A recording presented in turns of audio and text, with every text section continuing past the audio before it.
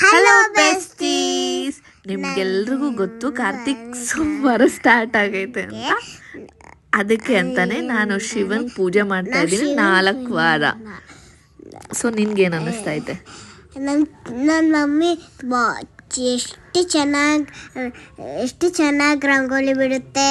ಆಮೇಲೆ ಇದು ಡಿಸೈನು ಇಕ್ಕುತ್ತೆ, ಆಮೇಲೆ ಇದು ಕುಂಕುಮ ಇಕ್ಕುತ್ತೆ, ಅಕ್ಕಿ ಹಾಕುತ್ತೆ, ಆಮೇಲೆ ಇದು ಪೂಜೆ ಮಾಡುತ್ತೆ. ಎಲ್ಲದಕ್ಕೆ ಬಾಳೆಹಣ್ಣು ಇಟ್ಟು ತೆಂಗಿನಕಾಯಿ ಹೊಡೆದು ಪೂಜೆ ಮಾಡಿ ಎಲ್ಲ ಮಾಡ್ತಿರ್ತಾರೆ.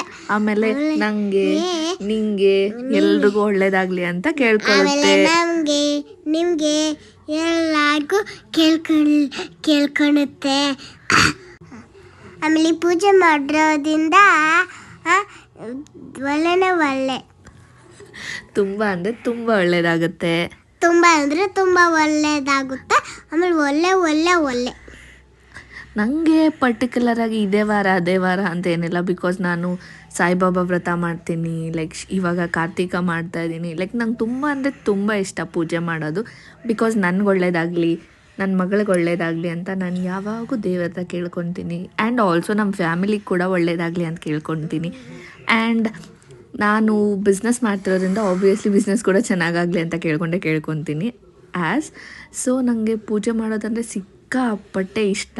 And also showing of my nails, because ರೀಸೆಂಟಾಗಿ ನಾನು ನೇಲ್ ಆರ್ಟ್ ಮಾಡಿಸಿದ್ದೆ. ಸೊ ಇದು ನಾನು ಆಫೀಸಲ್ಲಿ ಪೂಜೆ ಮಾಡ್ತಿರೋದು.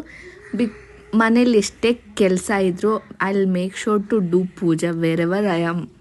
ಲೈಕ್ ನಾನು ಆಫೀಸಲ್ಲಿದ್ದರೆ ಆಫೀಸಲ್ಲಿ, ಇಲ್ಲ ಅಂದರೆ ಮನೇಲಿ, ಒಟ್ಟಿನಲ್ಲಿ ನಾನು ಪೂಜೆ ಅಂತೂ ಮಾಡಬೇಕಂತ ಅಂದ್ಕೊಂಡಿದ್ದೀನಿ ತುಂಬ ಶ್ರದ್ಧೆ ಭಕ್ತಿಯಿಂದ.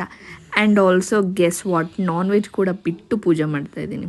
ಬಿಕಾಸ್ ನಾನು ನಾರ್ಮಲಾಗಿ ನಾನ್ ವೆಜ್ ತಿನ್ನಬಾರ್ದು ಅಂದರೆ ಯಾವುದೋ ಒಂದು ವ್ರತ ಪೂಜೆ ಅಂತ ಮಾಡಲೇಬೇಕು. Thank you.